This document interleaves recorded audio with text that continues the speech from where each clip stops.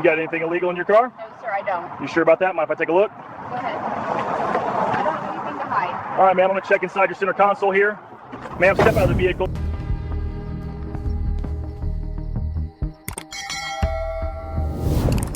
Deputy Zachary's voice was calm, professional, and routine.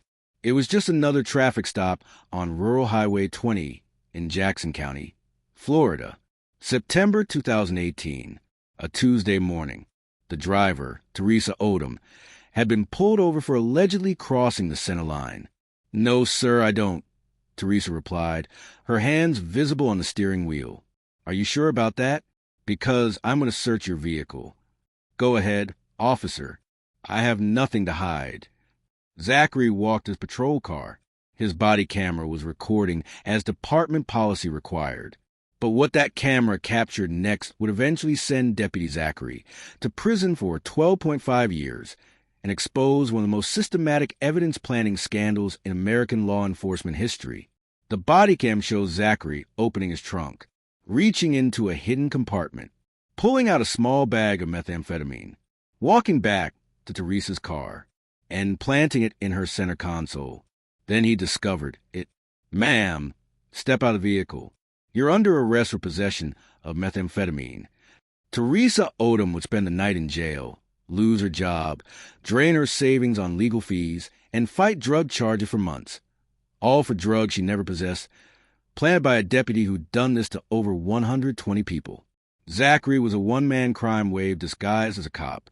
For nearly 2 years, he systematically planted drugs on innocent people during traffic stops.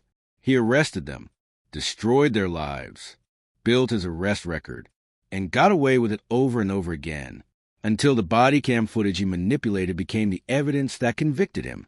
May 2021. A Florida jury found Deputy Zachary guilty on 19 counts, including racketeering, fabricating evidence, false imprisonment, and official misconduct. July 2021. He was sentenced to 12.5 years in prison, one of the longest sentences ever given to a police officer for planting evidence. This is a story of how one corrupt deputy framed over 120 innocent people, how his body cam caught him planting drugs despite his attempts to manipulate the footage, how a whistleblower prosecutor risked her career to expose him, how the victims fought back and won, and how the system that enabled him for years finally delivered accountability. Before we dive deeper into this absolutely shocking story, I need you to do something. Drop a comment right now and tell me where you're watching from, your country, your state, wherever you are. And if you believe in holding authority figures accountable when they abuse their power, hit that subscribe button. Jackson County, Florida, a rural panhandle county with about 46,000 residents. Miles of empty highway cutting through pine forests. Small towns where everyone knows everyone. The kind of place where a deputy pulling you over for a broken taillight could ruin your life. Zachary joined the Jackson County Sheriff's Office in 2016. He was 24 years old, eager, ambitious. He wanted to be a drug interdiction specialist, an officer who stops vehicles on highways looking for drug traffickers. Drug interdiction officers have a lot of discretion. They can pull people over for minor violations, crossing the center line, following too closely, equipment violations. Then they can search vehicles if they develop probable cause or get consent. Zachary was good at getting consent. He'd approach vehicles, chat casually with drivers, ask if he could search. Most people, having nothing to hide, said yes, and Zachary found drugs. Constantly, his arrest numbers skyrocketed. In 2017 and 2018, he made over 120 drug arrests, far more than any other deputy in the department. His supervisors praised him. He was proactive, they said, results-oriented. He was nominated for Deputy of the Year. But something was wrong. Defense attorneys started noticing a pattern. Every single one of Zachary's drug arrests followed the exact same script. Every single one. Public Defender Carey represented multiple clients arrested by Zachary. As she reviewed the cases, she noticed they were identical. Step 1. Zachary pulls over a vehicle for a minor traffic violation. Following too closely. Crossing the center line. Failure to maintain lane. Step 2. Zachary approaches, gets the driver's license and registration, chats casually. Where are you headed today? Are you in a hurry? Mind if I ask you a few questions? Step 3. Zachary asks to search the vehicle. You got anything illegal in your car? Any drugs, weapons, anything I should know about? Most drivers, having nothing to hide, consent. Step 4. Zachary walks back to his patrol car, allegedly to run the driver's information. Step 5. Zachary returns and finds drugs in the vehicle. Always methamphetamine. Always in the center console, glove box, or cup holder. Always small quantities. A few grams, just enough to charge possession. Step 6. Zachary arrests the driver. I found meth in your vehicle. You're under arrest. The drivers invariably claim innocence. Those aren't mine. I've never seen that before. You planted that. But who's a judge going to believe? A sworn law enforcement officer with a body camera? Or a defendant claiming they were framed? Every time, the system believed Zachary. His arrest record grew. His reputation soared. But Carrie started asking questions, and the answers would expose everything. Carrie wasn't just a public defender.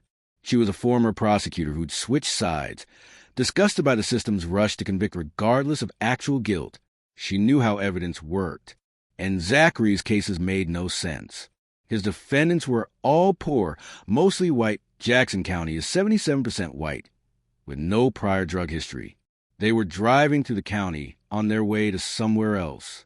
They had jobs, families, responsibilities. They weren't the profile of meth users. And they all told the exact same story. I've never done drugs. That officer planted it. I'm innocent. In February 2018, Carrie started digging. She requested body camera footage from multiple Zachary arrests. What she found was shocking. The footage had been edited. Zachary's body camera would mysteriously malfunction or get turned off at critical moments. The timestamp would skip. Minutes would disappear. The continuity was broken. But in one video, Zachary made a mistake. The camera captured a brief moment it shouldn't have. Carrie watched the footage frame by frame. She saw Zachary walk to his patrol car. The camera angle showed him opening his trunk. And for just 3 seconds before the camera malfunctioned, she saw his hand reaching into a compartment. When the camera came back on, Zachary was walking back to the stopped vehicle. Moments later, he found meth in the center console. Carrie knew what she was looking at. Evidence planting, caught on camera, by a deputy whose arrest record made him untouchable. Carrie took her findings to her supervisor, public defender Michael Peacock. Together they reviewed every Zachary case they could find. The pattern was undeniable. In March 2018, they filed formal complaints with Jackson County Sheriff's Office, Florida Department of Law Enforcement, FDLE, State Attorney Glenn Hess. The response from Jackson County Sheriff Lou Roberts was defensive. Deputy Zachary is one of our best officers. These complaints are coming from criminal defendants trying to escape accountability. We've reviewed his cases and found no evidence of misconduct. But FDLE couldn't ignore a public defender alleging systematic evidence planning. They opened an investigation in April 2018. FDLE investigators Mark Pettenville and Jason Voss started reviewing Zachary's cases. They pulled body camera footage from 100-plus traffic stops. They interviewed victims. They analyzed patterns. What they found was a crime spree disguised as police work. Zachary had been planting drugs on innocent people for nearly 2 years, and his body camera had captured much of it. FDLE investigators discovered that Zachary was manipulating his body camera in several ways. Method 1. Strategic deactivation. Zachary would turn off his camera right before walking back to his patrol car, claiming he needed to run information or make a call. The camera would stay off for 3 to 5 minutes. When it came back on, he'd suddenly found drugs. Method 2. Trunk concealment. When the camera stayed on, Zachary would position his body so the trunk opening wasn't visible. He'd lean into the trunk, blocking the camera view, while retrieving drugs from a hidden stash. Method 3. Quick hand movements. On some footage, if you watch frame by frame, you could see Zachary's hand slip into his pocket before approaching a vehicle. Then, while searching the car, his hand would move quickly to plant the drugs. The smoking gun. Investigators found 11 cases where the body camera clearly showed manipulation or impossible continuity. In one case, Zachary found meth in a vehicle's center console, but earlier footage showed he'd already searched that exact console and found nothing. The meth appeared only after the camera mysteriously stopped recording for 90 seconds. In another case, the timestamp jumped forward 8 minutes with no explanation. During those missing 8 minutes, Zachary had obviously planted drugs. But the most damning evidence came from Zachary's patrol car itself. When FDLE obtained a search warrant for Zachary's patrol vehicle in September 2018, they found what they were looking for: a hidden compartment in the trunk containing drugs. Not evidence bags properly logged and labeled. Not seized drugs awaiting processing. Just loose drugs in small baggies, ready to be planted. Specifically, 8 small bags of methamphetamine, 4 bags of synthetic marijuana, multiple empty baggies, a digital scale, latex gloves to avoid leaving fingerprints when handling planted evidence. The drugs weren't logged in any evidence system. They had no case numbers attached. They were Zachary's personal planting kit. When confronted, Zachary claimed these were drugs seized from previous arrests that he forgot to log. But evidence logs showed no corresponding seizures, and the quantities matched exactly what he'd found in vehicles where defendants claimed they were framed. FDLE had enough. On September 11, 2018, they arrested Deputy Zachary on 67 criminal charges. September 11, 2018, FDLE agents arrived at Zachary's home with an arrest warrant. The charges were extensive: 52 counts of fabricating evidence, 35 counts of false imprisonment, 23 counts of official misconduct, 19 counts of perjury, 1 count of racketeering, organized crime. Each count represented a victim Zachary had framed. Each charge carried potential prison time. Zachary was booked into jail, the same jail where he booked over 120 innocent people on fake drug charges. The irony wasn't lost on anyone. His bond was set at $150,000. He posted it within hours using money from his police union's legal defense fund. The Jackson County Sheriff's Office placed him on unpaid administrative leave. Sheriff Lou Roberts issued a statement. These allegations are deeply troubling. We take them seriously and will cooperate fully with the investigation. Deputy Zachary has been relieved of duty pending the outcome of the criminal case. But Roberts still defended the department's oversight. We had no reason to suspect wrongdoing. Deputy Zachary's arrest numbers were high, but that indicated good police work, not misconduct. The system worked. The investigation exposed the truth. Except the system hadn't worked. Zachary had framed 120-plus people over 2 years before anyone stopped him. And now the legal aftermath would reveal just how many lives he'd destroyed. After Zachary's arrest, the floodgates opened. Dozens of people he'd arrested came forward, all telling the same story. Teresa Odom. I'd never touched drugs in my life. Zachary pulled me over, asked to search my car, then found meth I'd never seen before. I lost my job, spent my savings on a lawyer, and lived on a cloud of being a meth addict for a year. My life was destroyed. Christopher Heath. Zachary arrested me for possession. I failed a drug test, but only because they tested me right after the arrest when I'd had no drugs in my system. The test was contaminated or false. I spent 90 days in jail before my lawyer got the case dismissed.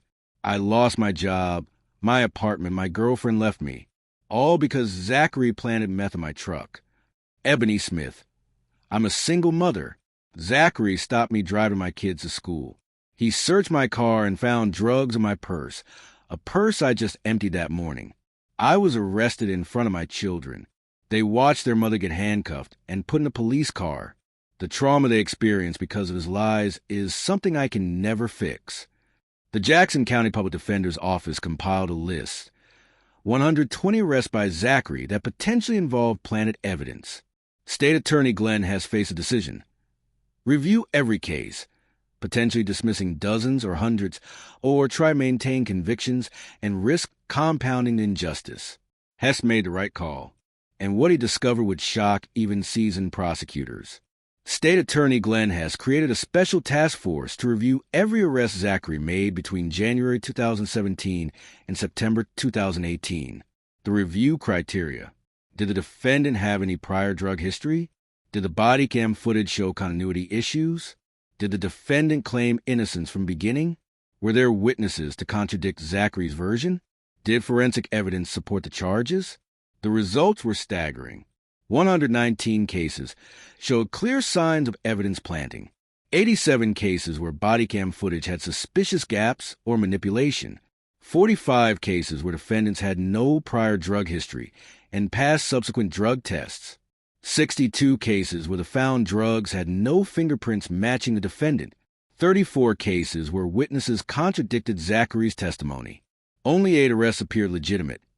Cases where defendants admitted drug use, had prior records, or where multiple officers were present.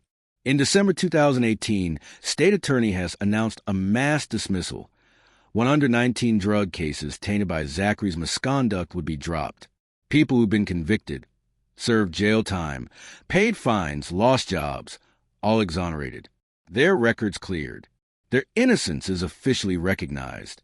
But the damage was done. Lives ruined. Families destroyed. Trust in law enforcement shattered. And the financial cost would be enormous. The lawsuits came quickly. Victims filed federal civil rights claims against Zachary, personally. Jackson County Sheriff Lou Roberts. Jackson County Sheriff's Office. Jackson County Board of Commissioners. The claims alleged: false arrest and imprisonment, violation of Fourth Amendment rights, illegal search and seizure, malicious prosecution, emotional distress, lost wages and opportunities. By March 2019, over 40 lawsuits have been filed. The potential liability exceeded $50 million. Jackson County's insurance carrier immediately settled several cases to avoid trial. Teresa Odom, $150,000 settlement Christopher Heath, $125,000 settlement Ebony Smith, $200,000 settlement, hired due to arrest in front of her children, but many victims rejected settlement offers, demanding their day in court. They wanted accountability, not just money. One victim, Richard Parrish, told reporters, "This isn't about getting paid. It's about making sure everyone knows what Zachary did to us. He didn't just plant drugs. He destroyed our reputations, our livelihoods, our families. Money doesn't fix that. But a jury saying you were wrong might help." By 2021, Jackson County had paid out over $2 million in settlements. And Zachary's criminal trial was finally approaching. May 3rd, 2021. Bay County Courthouse, Panama City, Florida. The trial of State of Florida versus Zachary began. Due to extensive pretrial publicity in Jackson County, the trial was moved to neighboring Bay County. Finding jurors who hadn't heard about the case was nearly impossible, but eventually 12 were seated. Zachary faced 67 charges. The prosecution, led by Assistant State Attorney Joshua James, had to prove beyond reasonable doubt that Zachary had fabricated evidence, committed perjury, and engaged in racketeering. The trial was expected to last 3 weeks. Prosecutor James' opening statement was direct. "Ladies and gentlemen, Zachary was not a police officer. He was a criminal with a badge. For nearly 2 years, he systematically planted drugs on innocent people. He arrested them. He destroyed their lives. And he did it over and over again. You'll see the body cam footage. You'll hear from his victims. You'll see the drugs found in his patrol car. And you'll conclude, as we have, that Zachary is guilty of every charge against him." Defense attorney Kevin Darby countered. "The state wants you to believe Deputy Zachary planted evidence in over 100 cases, but they're only charging him with a fraction of those. Why? Because most of those cases don't have evidence of planting. They just have defendants who got caught and are now lying. Deputy Zachary made mistakes. He didn't always follow procedure perfectly, but he's not a criminal. He's a cop who made some errors in high-pressure situations." The first witness would set the tone for the entire trial. Teresa Odom was the prosecution's first witness. She described the September 2018 traffic stop, Zachary's search request, his walk back to his patrol car, and then his discovery of meth in her center console. Ms. Odom, had you ever used methamphetamine? Prosecutor James asked. Never in my life. Had you ever had methamphetamine in your vehicle? Never. What happened after Deputy Zachary found the drugs? Teresa's voice cracked. He arrested me. In front of my neighbors. Handcuffed me. Put me in his car. I kept saying, those aren't mine. I don't know where they came from. He just said that's what they all say. What impact did this arrest have on your life? I lost my job within a week. I couldn't afford my rent. I had to move in with my sister. I spent every dollar I had on a lawyer. I was ashamed to show my face in public. People thought I was a drug addict. My own family questioned whether I was lying. It destroyed everything. The defense cross-examined aggressively. Ms. Odom, you gave Deputy Zachary consent to search your vehicle, correct? Yes, because I had nothing to hide. And when he found drugs, you claimed they weren't yours? Because they weren't. He planted them. Isn't it true that you've been fired from a previous job for attendance issues related to substance abuse? That's not. That was years ago, and it was alcohol, not drugs. And I've been sober for 3 years when Zachary arrested me. The defense's strategy became clear. Attack the victim's credibility. Suggest they were lying to escape responsibility. But there were too many victims telling identical stories for that strategy to work. The prosecution played hours of bodycam footage for the jury. Zachary's arrests, edited together, showed the pattern clearly. Stop after stop, the same script. Minor traffic violation. Casual conversation. Request a search. Walk back to patrol car. Camera malfunction or suspicious gap. Return with found drugs. Arrest. Prosecutor James played one particularly damning clip. Zachary's camera was accidentally left on when he thought it was off. The footage showed him in his trunk, pulling drugs from a hidden compartment, looking around to make sure no one was watching. Then the camera malfunctioned. When it came back on, Zachary was approaching a stopped vehicle. Moments later, he found the exact drugs he'd just taken from his trunk. The jury watched in silence. James also showed footage of Zachary testifying in court. In multiple cases, Zachary swore under oath that he'd found drugs in specific locations. But his own body cam footage contradicted his testimony. The cameras showed him searching those exact spots earlier and finding nothing. Perjury. Caught on video. The defense had no good explanation for the footage, so they tried a different approach. Defense attorney Darby couldn't explain away the body cam evidence, so he pivoted to a different argument. Zachary was a scapegoat for systemic failures. Deputy Zachary didn't create this system, Darby argued. He was trained by the Jackson County Sheriff's Office. He was supervised by senior deputies. His supervisors praised his arrest numbers. They nominated him for awards. If he was planting evidence, why didn't any of his supervisors notice? Why didn't the system catch him sooner? The truth is, the sheriff's office failed. They failed to properly train deputies. They failed to review body cam footage. They failed to investigate complaints. And now they're putting all the blame on one deputy to avoid their own liability. It was a bold strategy. Admit Zachary did wrong, but argue he was enabled by a corrupt system.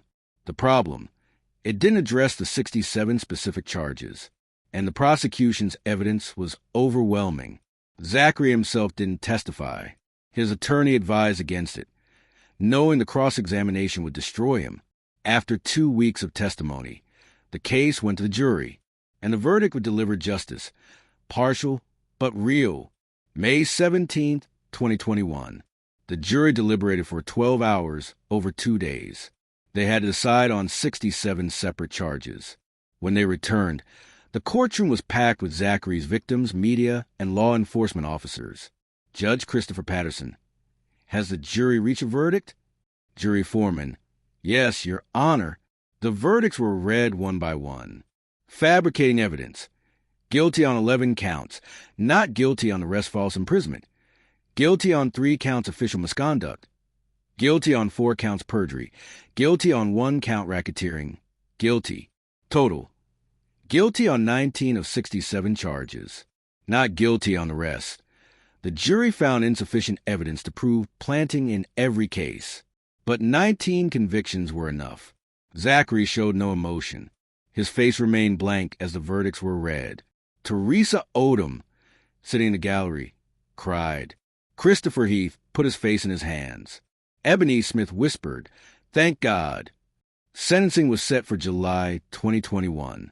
Under Florida sentencing guidelines, Zachary faced up to 30 years in prison.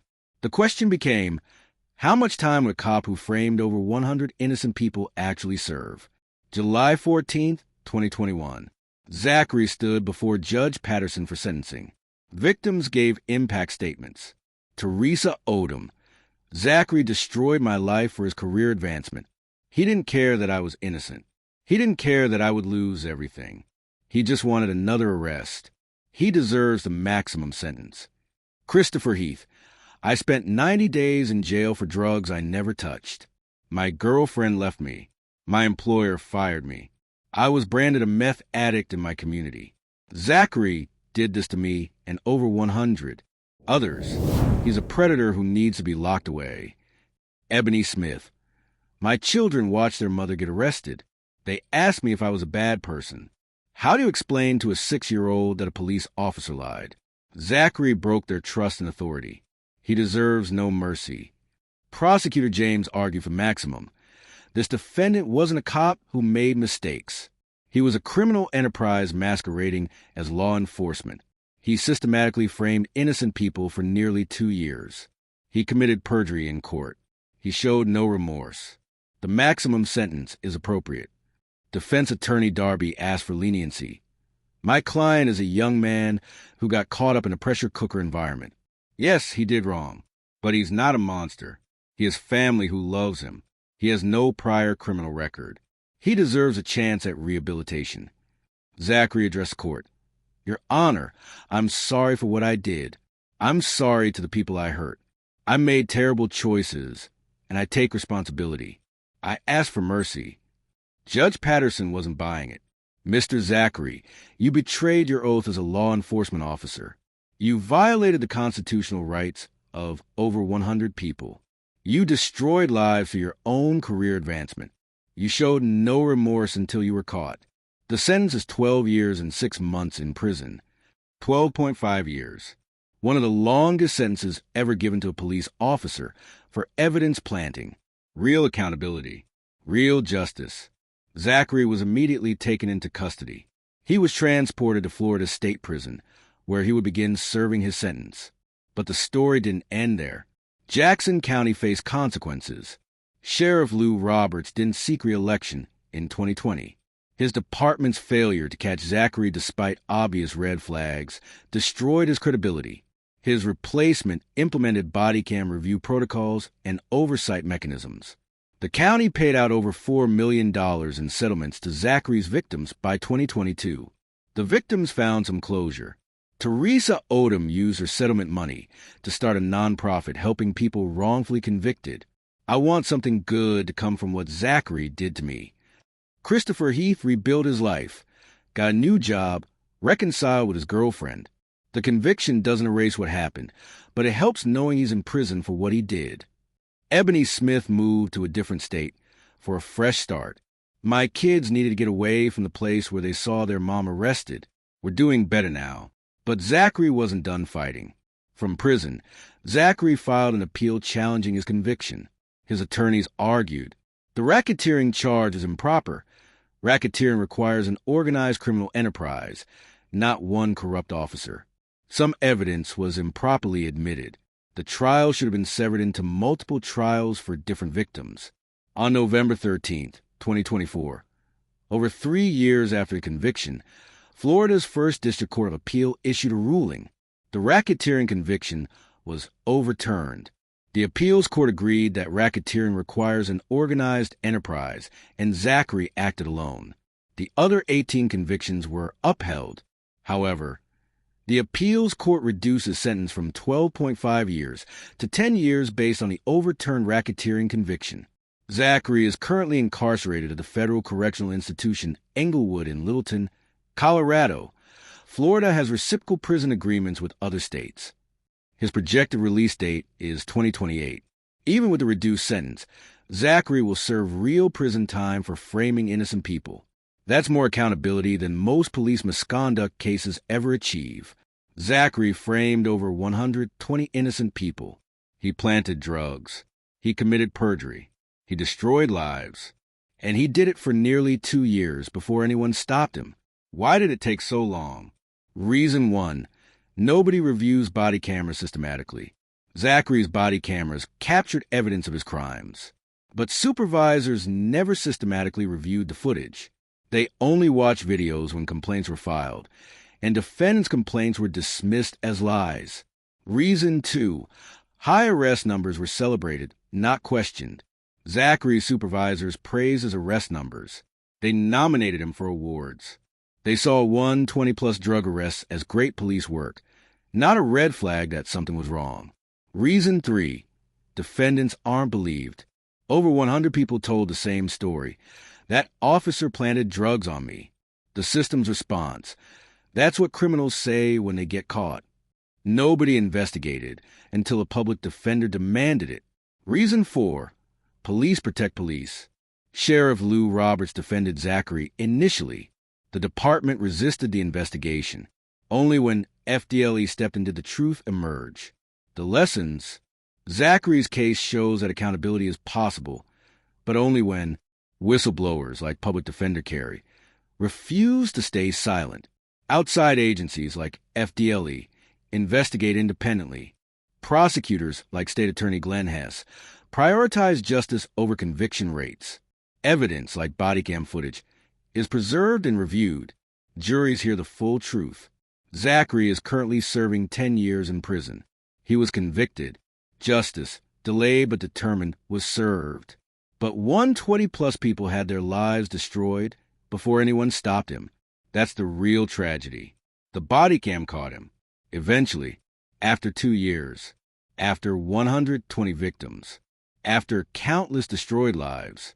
That's not the system working. That's the system barely functioning despite itself. Zachary is currently incarcerated at FCI Englewood in Colorado. His projected release date is 2028. He was convicted on 19 criminal charges and sentenced to 10 years in prison, reduced from 12.5 after appeal.